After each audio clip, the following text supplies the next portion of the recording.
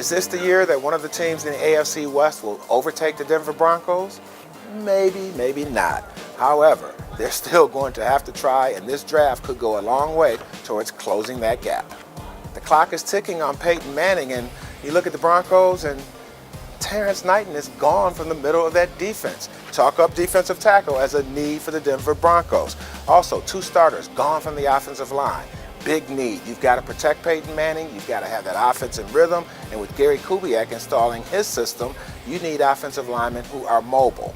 One guy I think has to be really on the Broncos' radar, Cameron Irving from Florida State, who has the versatility to play center or tackle. Here's the good news for the Oakland Raiders and new coach Jack Del Rio. They have young franchise players to build around in quarterback Derek Carr and linebacker Khalil Mack. Now here's the bad news. They have a lot of holes to fill.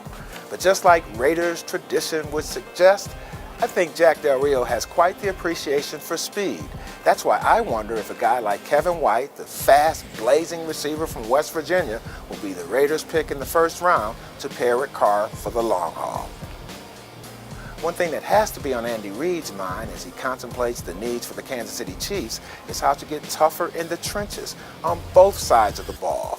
When thinking about the defense in particular, though, there were too many cases where they were pushed around and lost battles up front. That has to change.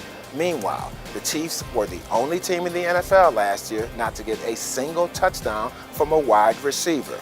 Hey, bringing in Jeremy Maclin, that will help. But I wonder if a guy like Arizona State's Jalen Strong will be an option for the Chiefs in the first round.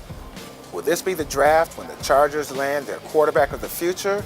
There's been much speculation to that effect, but I don't think so. The Chargers' best course of action would be to support Phillip Rivers. Of course, that means beefing up the offensive line, but with injury-prone running back Ryan Matthews gone, drafting Wisconsin's Melvin Gordon, assuming that Todd Gurley is already off the board, would fill a major need.